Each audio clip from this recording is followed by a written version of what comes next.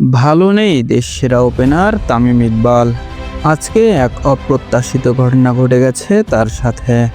গুরুতর অসুস্থ হয়ে ভর্তি আছেন হাসপাতালে।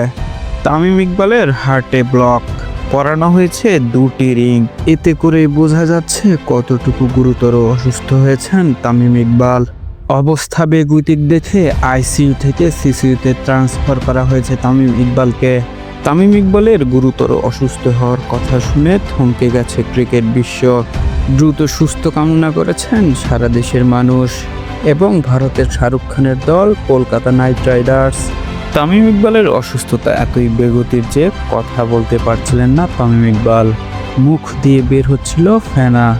শেষ পর্যন্ত ইলেকট্রিক শক দেওয়া হয় তামিম ইকবালকে।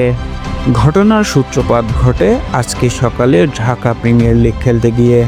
ব্যাটিং করার সময় হঠাৎই বুকে ব্যথা অনুভব করেন তামিম ইকবাল এবং শেষ পর্যন্ত মাঠেই জ্ঞান হারিয়ে ফেলেন তামিম। অবস্থা ভালো না বুঝে শেষ পর্যন্ত তাকে হেলিকপ্টার করে নেওয়া হয় হাসপাতালে।